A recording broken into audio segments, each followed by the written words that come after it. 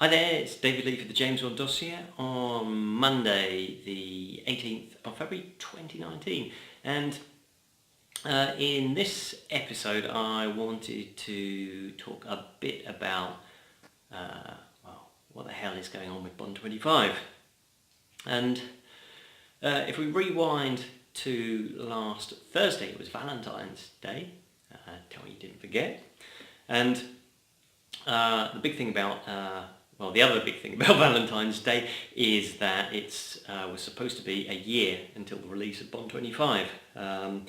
Back in September, when Eon Productions released their statement that Cary Fukunaga had been signed as director, they also announced a start date of 4th of March and a release date of 14th of February 2020. So there were quite a few Valentine-related fan arts being shared on social media on Thursday, which was all good to see. I did one. I'm completely useless at Photoshop, so it is what it is, but there you go. And so imagine everybody's surprise when on Friday night, for my time, Eon Productions put out a statement saying that the producers were overjoyed, or something like that, overjoyed to announce that the Bond 25 would be released on the 8th of April 2020. What the hell's happening? And dear, what a palaver all this is. I didn't actually see this statement until Saturday afternoon. I ended up being a bit busy with other stuff, and I didn't check any Bond news until then. And then I saw that, and it was like, whoa, what the hell's happening?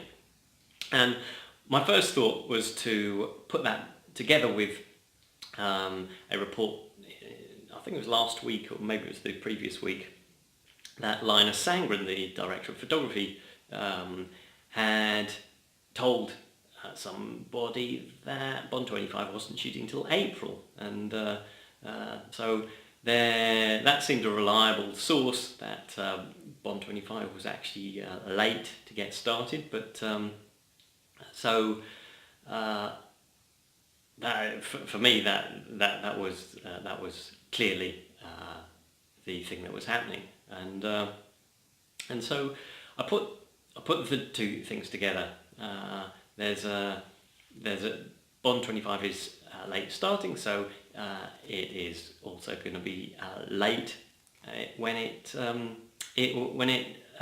premieres. And despite the fact that Linus Sangren had said that, as far as he was concerned at the time, it was still Valentine's Day that it was coming out.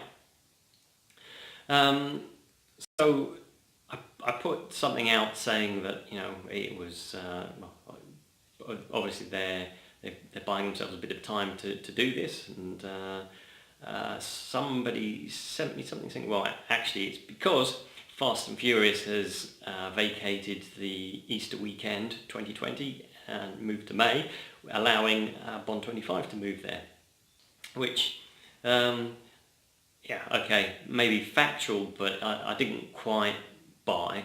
And so then that was enough for one weekend, really, wasn't it? But then there was another leak that Bond 25, the script isn't up to scratch, and a big shot script doctor is now working on it, and will be working on it solid for the next 4 weeks for an exorbitant fee to really kick it into some kind of shape.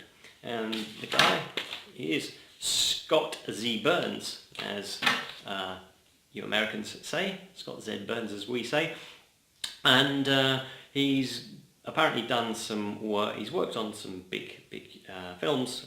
One of the Oceans films, I can't remember if it was Oceans 12, he script doctored. Star Wars Rogue One, and he's written a few other films and so on. So that's what he does, write and script doctor. And apparently Eon had been after him before to work on their scripts, and he'd never been available, but he just sold his latest project to Amazon, I think it was, so he suddenly had some time on his hands, and so he is now in London tackling that. So yeah, it makes more sense that they've pushed it back because of that, but what doesn't really make much sense is the timing of the announcement. A Friday night is kind of a bizarre time to release anything, as the Spy Command and said on Twitter. There was a bit of a conversation going on about that yesterday. James Bond Live, that's the Twitter account for MI6, they were also chimed in on that, and saying that maybe they were a bit surprised at all the fan artwork. So if you think that Eon doesn't listen to the fans, well perhaps they actually do. And so where the hell are we? Where the hell are we?